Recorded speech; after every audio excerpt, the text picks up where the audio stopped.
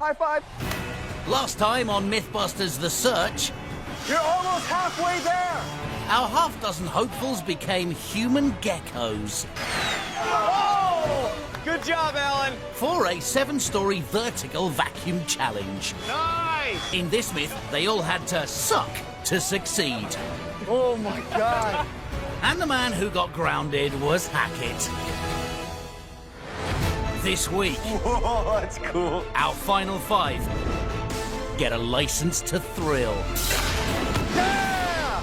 by testing a myth that a car packed with custom-made weapons can bring any pursuit to a shuddering halt Oh, there's material everywhere. in a matter of seconds. Whoa! That was a bit more impressive. Then it's time to face fear at its most primal, Nothing wrong with this. with the knowledge that someone won't make it. The person leaving us this week is...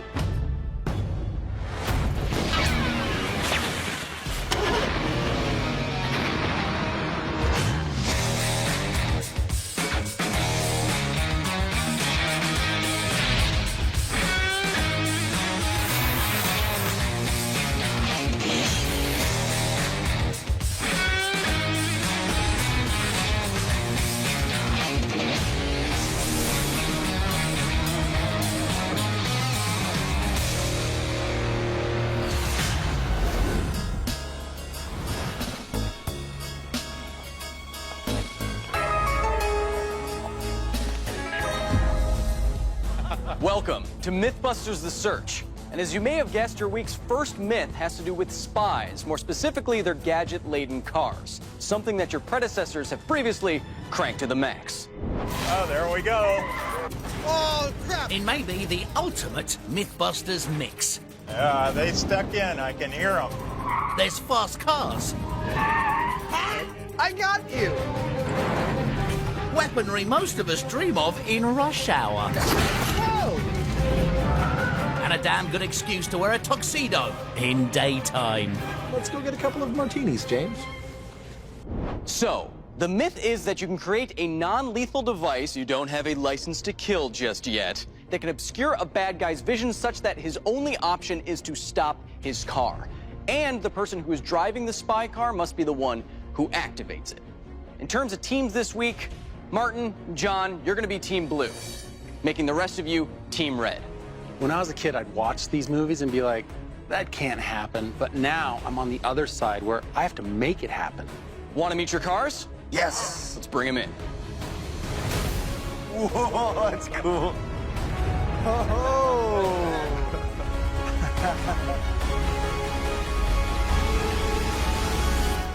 I know these aren't exactly Aston Martins, but they're not identical either.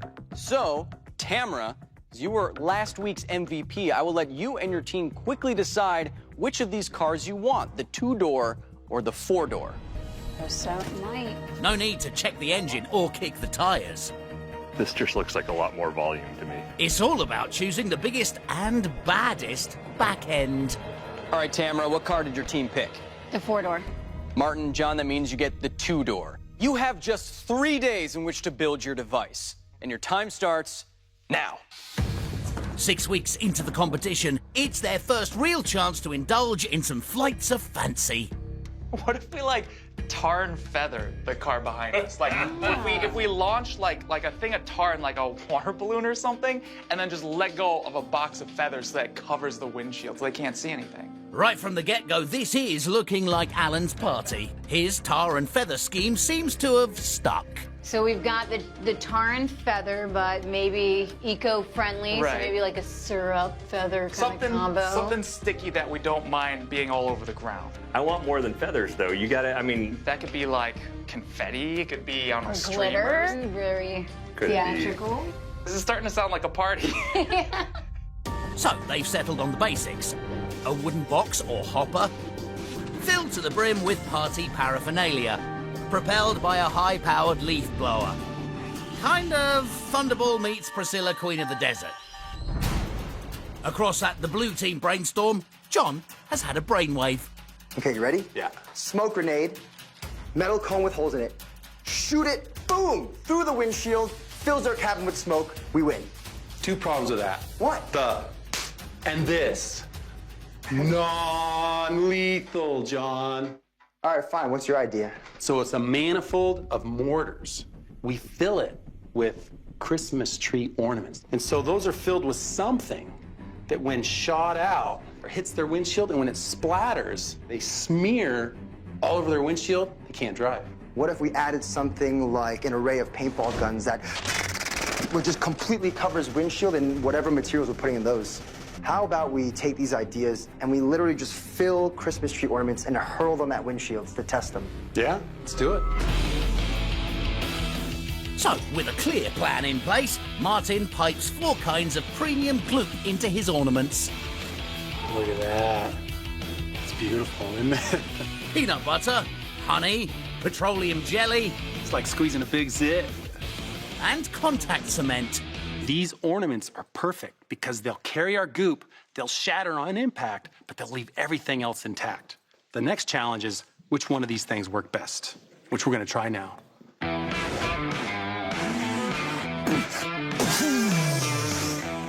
We all know that honey sticks to glass, but will it survive the water and wiper test? Test 1, honey. Whoa! Here we go, wipers.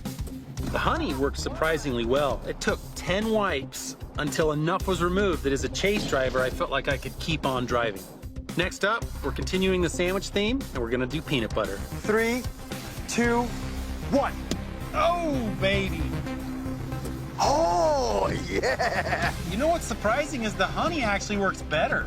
That was gone in about 6 wipes. But this smear campaign hasn't quite run its course.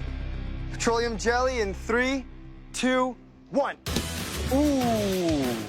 Contact cement. Oh, man, this is gonna get ugly. 1. Nice! After 30 wipes each, the jelly and the cement are virtually unwipe-offable. It's getting worse. It's going nowhere. But even with 2 clear winners, John decides it's every gooey mess gets a prize day. The honey's super viscous, the peanut butter is completely opaque when it hits that windshield, and when petroleum jelly and contact cement mix with water, you almost can't clean it off. So we're gonna use all 4 and mix and match them inside our cannon to really keep them guessing.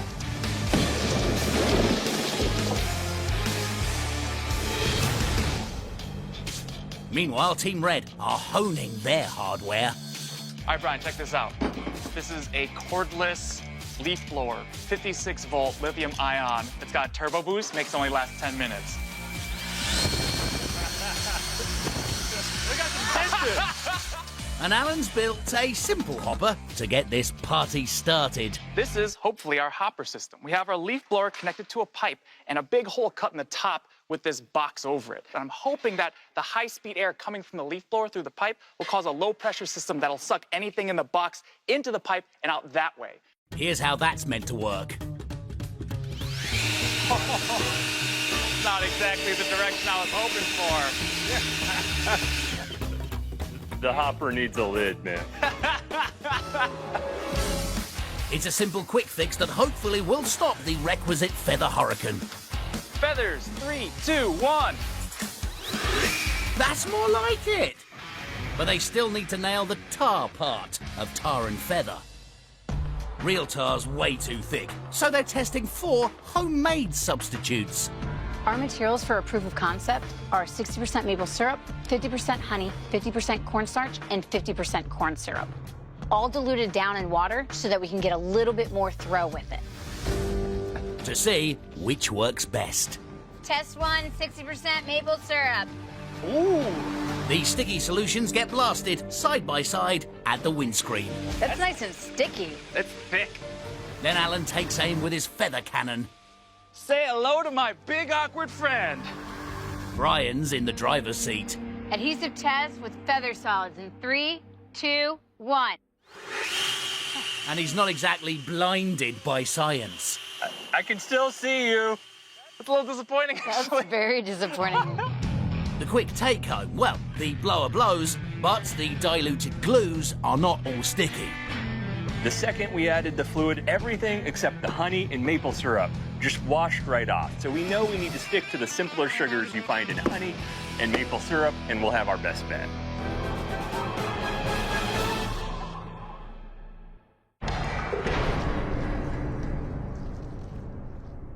Three, two, one. Mythbusters and spy cars have a long and somewhat brutal history. You all right there, little buddy? You totally disabled me. But the vision-obscuring technique didn't fare so well. We tried it in 2010 with a parachute, Oh, and it's away! Nice try. which disabled the chase car, not one little bit. Ah, they caught me.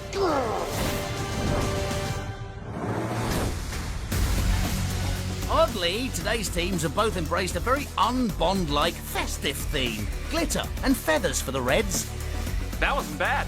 Christmas ornaments for the Blues. What? Oh, baby.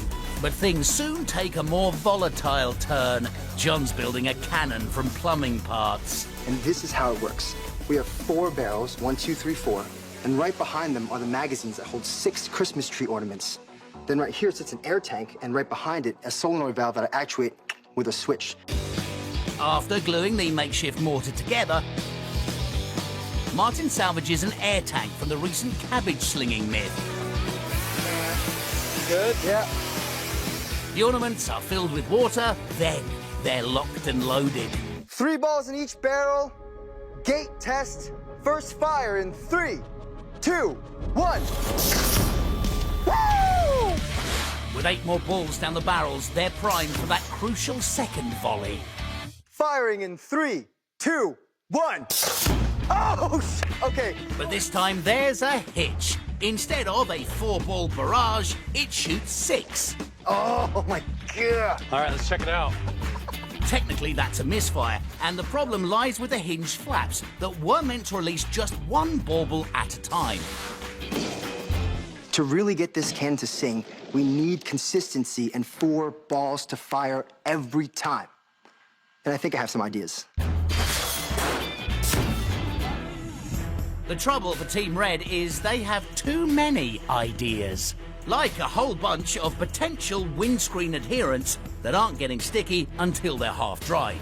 While the red team is turning their bad guy's car into a powdered donut, let me remind you, this is the episode before the finale. If there was any myth that you'd want to absolutely nail, it would be this. Brian at least is doing his best to get some kind of glue gun apparatus up and running. So we have a nice little simple system, an air tank, which you've all seen before, a fluid reservoir, and a fancy hose. So when we pop that trunk open, he's gonna get gooed. Lots of goo. This is part of a 2-phase assault by Team Red, where the glue's fired before the projectiles. Right now, the tricky bit is getting that Goldilocks mix. Tacky enough to stick, but dilute enough to be shot from a distance. They're retesting honey mixed with alcohol. What is that, maybe 6 inches? If he ends us, we've got him. What happened there? It had to build up back pressure. This is worst case, right? Thin tubes, very little pressure. Ours is gonna have 3 air tanks pressurizing the back end of it and bigger nozzles. It should work. Famous last words. But enough with the nozzles and pressurized back ends. A second myth awaits testing. It won't take too long, and they can do it flat on their backs. We've changed and gone tools down on Spy Car because it's time to test this week's second myth. And I think it's something that James Bond wouldn't really enjoy, because the myth is that when experiencing extreme fear, you can sing to calm yourself. This is your special guest judge for this week, Owen Merricks. Beneath this calm-looking exterior is an expert in inducing fear. Good evening, gentlemen. Oh my God! Owen's raised plenty of goosebumps before, like the time they put Smell of Fear to the test. He thinks her nail is a bug. And you've got to respect a man who knows his rodents. Can they burrow in through clothing? There's very little in this world that'll stop a rat. Leave him alone. No, get it out! Get it out! So here's what's going to happen. Each candidate, one by one, will have their biometric baselines assessed while calm.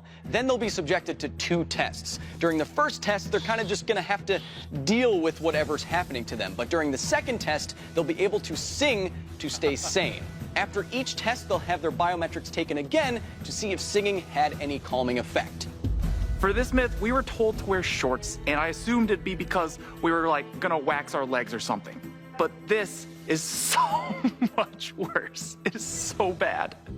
2 vital statistics are especially reliable fear indicators. Heart rate, which should go up. You said my heart was 70? Yeah, your heart rate's 70. And foot temperature, which should go down as blood gets diverted to key muscles for fight or flight.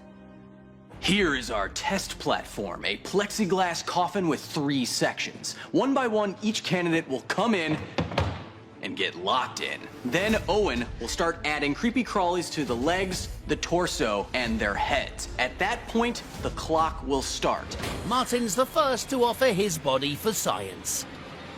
I got a bad feeling about this one. When they're done, the results from these first control tests can be matched against those when they're singing. 2 things you should know about this test. 1, if you really start panicking, you can say abort and we'll get you right out of there. 2, this is a control, so no meditating, no slow breathing, no calming techniques. So, you ready to be administered? Hit me.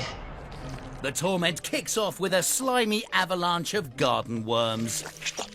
Oh, jeez, and you can feel every single one of them crawling. For the gentleman's midriff, something heftier. If I hear a rattler, I'm getting the hell out of here. Last but not least, it's a veritable plague of crickets. Martin, so your 6 minutes starts right now. Remember, there's no calming singing permitted at this stage. They just have to suffer in silence, more or less.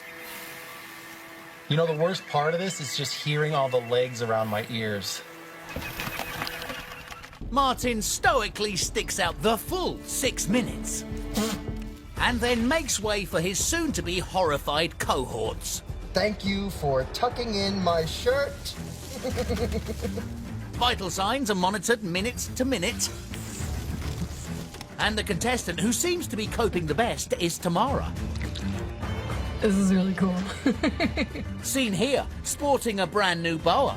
You have a snake neck pillow. It's cooling, it's massaging, and it lifts your head. But the numbers don't lie. Just like the others, Tamara's stats show a marked response. Obviously, for a myth like this, we are looking for good data. We want to see if singing helps you stay calm, but also we're looking for a certain kind of composure under pressure, something that a Mythbuster should have. Yes, he's squeezing my head pretty hard. In a bad way? Last in the box is the man voted most likely to squeal like a squirrel. Oh, nothing wrong with this. And the clock hasn't even started. Oh, something licked my thumb. All right. Alan, your time starts now. Now. Okay. Yeah. Well, the lights are out. The tail is moving on my neck. Oh, there are crickets in my armpits. Alan is having a gigantic stress reaction to this test. His baseline heart rate was 68. His heart rate right now is double that. By the end of the test, Alan's heart rate settles ever so slightly to 115 beats per minute. Was that disgusting and horrifying? Yes. Every so often, I don't know what, but something would lick me. That's just not a feeling you want to feel coming from a pile of snakes. The data couldn't be better. They've all shown an increased pulse and a decreased foot temperature, putting us in a perfect position to test the myth that singing under stress That's in my pants. can calm those frayed nerves. Martin is our first candidate to test the singing round, but what will he be singing? He won't be singing his #1 favorite artist, Katy Perry, because of royalty fees. What? So to save a penny, we've settled on 99 bottles of beer on the wall. Oh yeah, and there's one other change-up. These are not the critters you encountered in the first test. Oh, great. Mm-hmm. Oh, I don't like these. The body's response to stress is to snap into fight or flight mode. The heart speeds up and the extremities cool down as more blood gets pumped to the muscles, maximizing the potential for increased speed and strength. We're bumping it up a little notch, aren't we, Kyle? Close your mouth. I love you guys right now. 99 bottles of beer. I got cockroach poop in my mouth. He's also got a rat up his shorts, but Martin's determined to stick it out. 96 bottles of beer. And he's convinced that the singing is working. Knock one down, pass it around. Once I started singing, it definitely took my mind away of a million things trying to dig into my soul. And so the concert continues.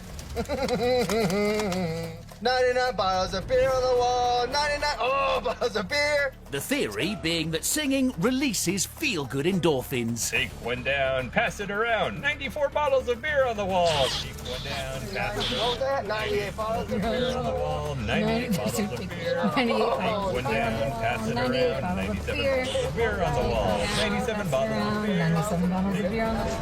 20 minutes, and many bottles later, it's Alan's turn. Step into my coffin. I'm gonna sing a song this time, so what could go wrong? After almost doubling his heart rate last time, the feeling is that Alan has the most room for improvement, and so the best chance at confirming the myth. Those feel more active. So are the rats. These are different. And so are the hissing roaches. At times like this, all you can do is sing. 99 bottles of beer on the wall. 99 bottles of beer. You take one down, you pass it around. 98 bottles of beer on the wall. 96 bottles of beer on the wall. You take one down, you pass it around. 92 bottles of beer on the wall. Singing and sobbing in equal parts. Take one down, you pass it around. 88 bottles of beer on the wall. Alan again hangs in till the buzzer. But did his numbers change? I think singing actually did help me keep my mind on something other than all the weird feelings that were on my body. I don't know if the data will show that, but it felt better. First of all, good job. What were the results? Well, the myth was that while experiencing extreme fear, singing can help you stay calm. And we did see that pattern in John, Brian, Tamara. In one of the most interesting outcomes in ages, 3 results were just as predicted. But singing made no impact on super cool Martin, while Alan maintained peak hysteria throughout. We're gonna have to call this myth plausible.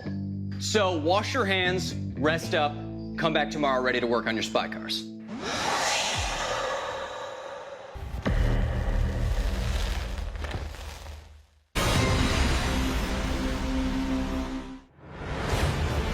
In the search for the next Mythbusters, our last 5 contenders have split into 2 teams to build and deploy non-lethal spy car defense systems. Yeah! Right now, Red Team's strategy is a bit like how sponges reproduce in the open ocean. Throw up a bunch of fluid and some clouds of material and hope that they mix perfectly. Blue Team, on the other hand, just has to line up the bad guy in their sights and fire their projectiles. We'll have to see who wins. Party or precision? But the Blues still have to fine-tune the flappers on that multi-shot mortar. First and foremost, this thing operates beautifully. But we found out one very important thing. These little flappers don't work very well. After our first shot, 6 balls dropped into place and got shot out. Oh! Okay. So to fix that, we're gonna put in these little rods that hold the next round into place. So we have to pull 4 rods, next 4 balls fall into place. Boom! It's a fairly straightforward job to fit the rods and wires, and a really fun job to test them. Upgrade test number 1. Empty baubles firing in 3, 2, 1. Nice! Still pretty nice. Pull the pins. Ready? Fire number 2 in 3, 2, 1. Sweet! That went pretty well. Yeah, it's 1 ball per barrel, so it's nice and clean. After a somewhat unconvincing trial of their glue gun, Team Red's now facing its own propulsion problems. Alan needs a way of firing the feathers and the glitter separately from the same power source. The way we're going to deal with that is by having these butterfly valves. These can open and close and control the flow of air so that we only shoot one thing out at a time. These are controlled with this microcontroller, which is like a little computer, and that'll be controlled with the flip of a switch. Let's try these out. So if I blow through this right now, nothing happens. If I open it and blow through, feathers come out. To ensure a clean field of fire, Brian's installed supersized springs to hold the boot open. All right, everybody ready? Yep. Nice. Oh, it latched. Oh, that was really good. Our full system is starting to come together, and seeing as how we haven't done a whole test yet, this is going to be really important to just see if we can blow a single bag of feathers with our current setup. Incredibly, with the deadline just hours away, Team Red still doesn't know if its feathers will fly. This is the final feather test in 3, 2, 1. The butterfly valves work just like they're meant to, but Alan's blower has lost its puff. I don't see feathers. Where are they? Because there's nothing to keep the air in, they just settled out on the bottom. It's way too late to design a new launch system, let alone build one. For Brian, it's the last straw. What we've gotten done and the amount of time we've had with the experience we have is disappointing to me, and I think we could have done a lot more. And for the penultimate episode, I think it could have been a lot more impressive. Even the ever-optimistic Alan is starting to feel the pressure of competition. I am so close to the final, I can taste it. And I don't want to go home, but Martin and John are beasts when it comes to building. Cue beast number 2, with his contribution to the carnage. Introducing defense mechanism number 2. It's a pair of fully automatic paintball guns that will be mounted in between our cannon barrels.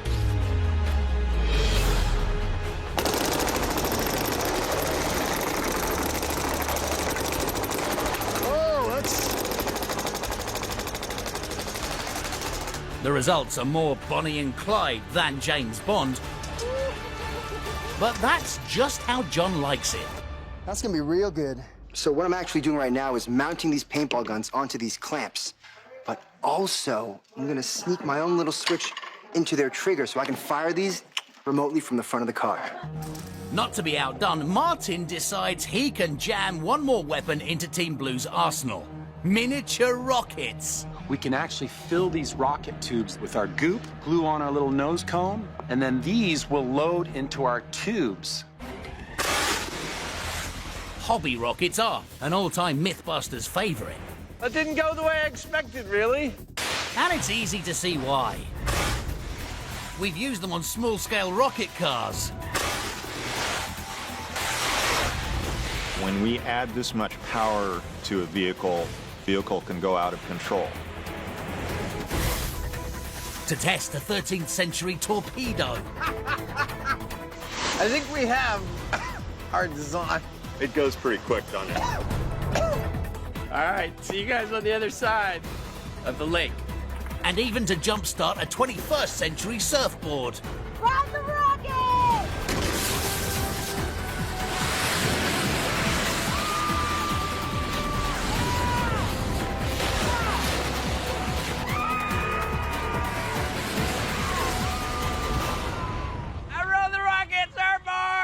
Another test launch beckons, but this time... In 3, 2, 1. Jeez! Sadly, it blew off all the fins. We were left with nothing. It's the Blues' first real setback, so... Either back to the drawing board or we're just gonna have to scrap this all together. And here's a twist no one saw coming. Despite the Reds' sniping and setbacks, they're actually slightly ahead of the Blues. If you asked me how Blue Team's build was going just a few hours ago, I'd say they have this in the bag. But with only 2 hours left in their build, they haven't actually fit anything inside of their car. They need to make this thing a spy car now. With just 2 hours left to finish their spy car defense systems, both teams are under the cosh. After his first failed rocket test, Martin has come up with a solution. Build a bigger rocket. It should be twice as stable now since I've doubled the length, which moves the center of mass forward, acting just like a dart. Testing twice the length in 3, 2, 1. Whoa, yes! So it was a success. It hit our ball right onto the board. You can see where it splattered. Look at that, it hit our target. And so this is something that we can even count on. Meantime, John welds his lethal array of paintball guns to the mainframe. I've only dreamed about making remotely fired guns. And so because this works and this whole system works, I kind of just want to cry a little bit right now, just like a little bit. Hold that thought, John, because now it's time to see if this multiple missile launcher actually fits in their hatchback.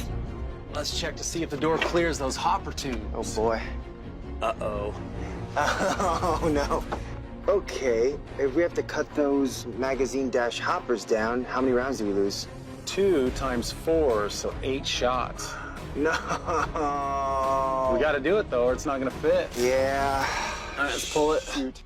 It's a little disappointing that this doesn't fit with the window hitting these hoppers, but we can still fling 20 balls at the people chasing us, so we're going to be fine. Red Team's troubles run deeper. Their own rig's a snug fit, but in-car testing has hardly ruffled a feather. When we were doing this test before, that leaf blower was blowing the heck out of everything. And now that we're going through this manifold, it feels like it's like a hairdryer. I think that we should definitely ensure that our piping is as short as possible. So after taking a hatchet to that anaconda-sized manifold, they try again. Final feather test! It looks like a Thanksgiving catastrophe. But for Team Red, it's a much-needed triumph. And to celebrate, Tamara mixes a batch of her honey glue cocktail. What's a lot of honey without some alcohol in it? Adding dark food colouring so they can track its trajectory. Meantime, Brian installs a contraption he's been slaving over, the liquid launch system.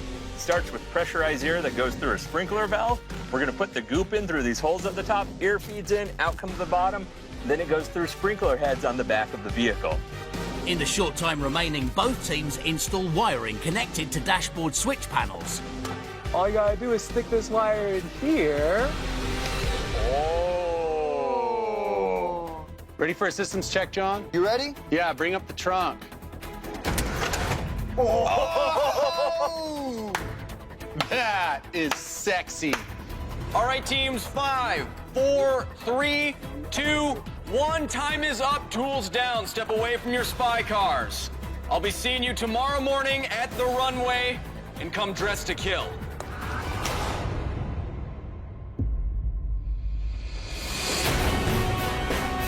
Ready or not, it's test day at Alameda.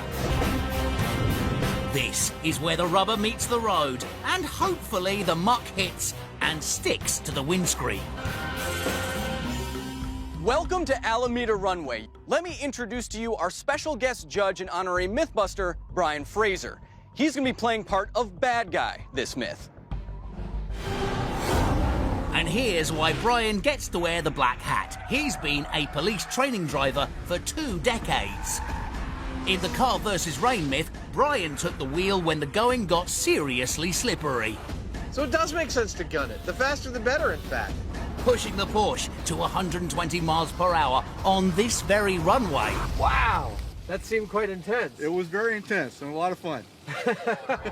So here's what's gonna happen. Behind me, we've set up a large oval track. When I say go, the first team will peel off the line and then have 10 seconds to drive before Brian and I start pursuing.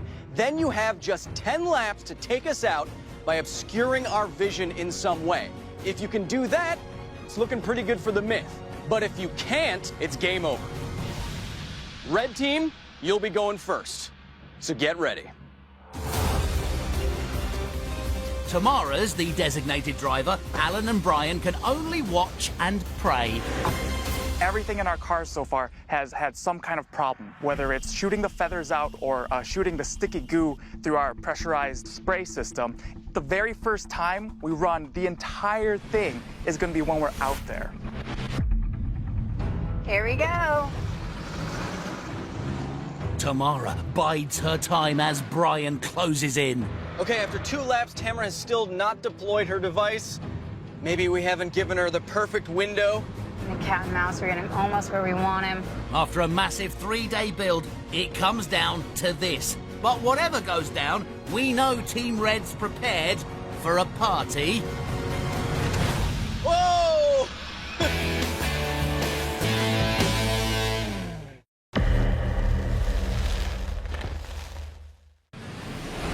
It's test day at Alameda for our Blind the Bad Guy spy car myth. I think it's time that we actually unleash the feather.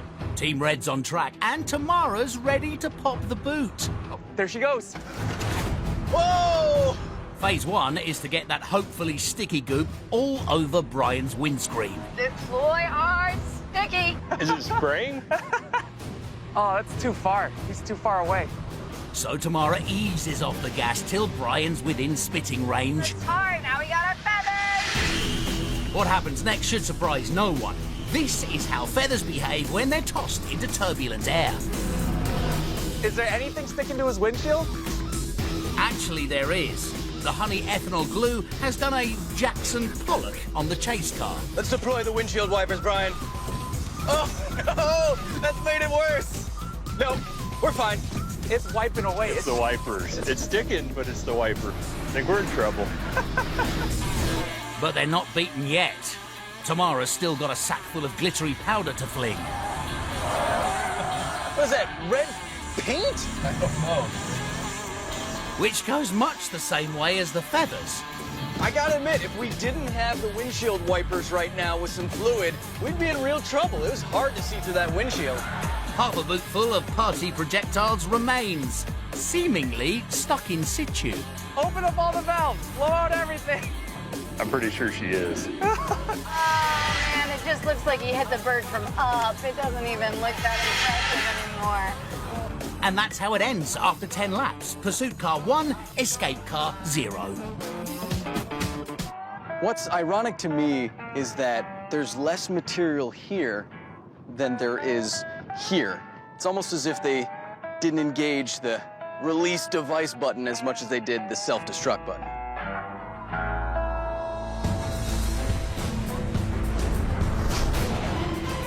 Now it's all up to the blue team to stop the pursuit car dead in its tracks. Here we go. Can't hide from us, John. All right, that's lap number 1.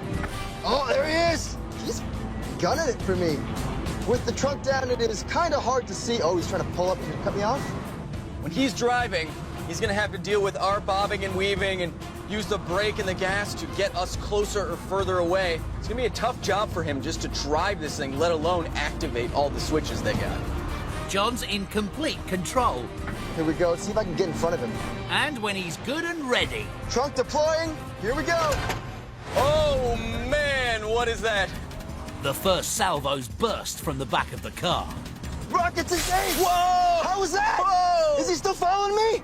Martin's missiles are classic 007. Rockets deployed. Whoa! Did I hit? Did we hit? But they're all shooting high or wide of the mark. Right now, the rockets are impressive to look at, but they haven't come close to stopping us. They got to do something different. Well, you asked for it. This next one's a personal favorite. I'm gonna hit him with the paintball guns. Here we go. Getting to the kill zone. Here we go. Whoa! He's trying to get us into a firing line of paintballs. The volley of paintballs is dead on target. We can definitely still see, but we've been hit. But it hasn't stopped the pursuit. Thankfully, he's only hitting my side of the car. And now for the big guns. Cannon time, baby. Here we go. Fire. Whoa! That was a bit more impressive. That was a bang. This is definitely not the same stuff that's in the paintballs. This looks a lot more viscous. Oh, can you smell it? Smells like glue. Smells like contact cement is what it smells like. We're gonna go for another shot. Here we go. This was always their best bet. The blue team's Christmas offensive. Let's try to get the windshield wipers going. Oh no! Oh no! That's made it much worse. If they hit us with 1 or 2 more of those. Here we go. Whoa, okay. That was a direct hit. What? Oh! And, as planned, the more they try to wipe clear the windscreen, the more the goop smears. I can't see anything, Brian. Let's bring this to a stop. With 1 lap to go, Brian's forced to rethink his plans for world domination and pull the hell over. Dude, beautiful. The whole system works beautifully. Rockets, paintballs, everything. Dude, that was amazing. Martin and John have pulled this myth from the trash can. Oh yeah, that was a direct hit. But they did it the hard way, with 1 lap to spare. They found out firsthand how tough it can be to hit and disable a moving target.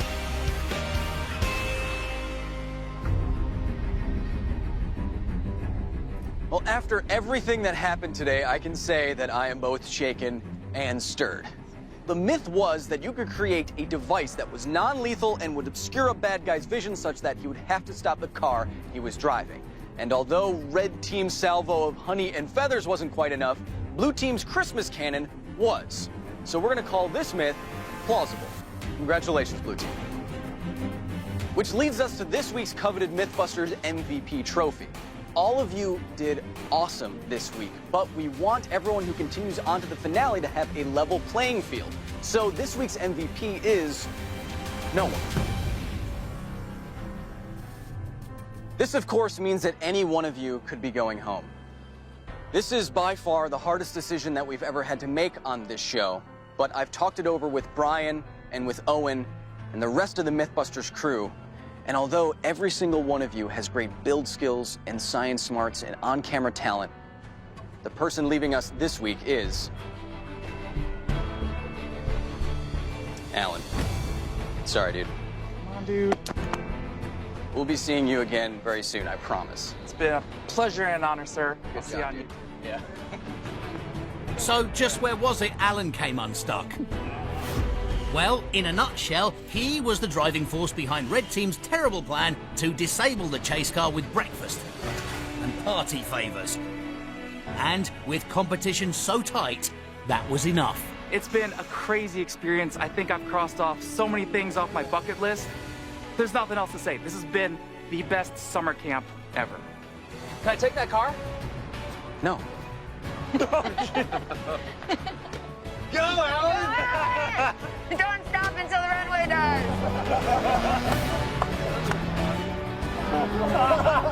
It would have been fitting if Alan drove off into the sunset. But hey, some days just don't work out like you'd planned.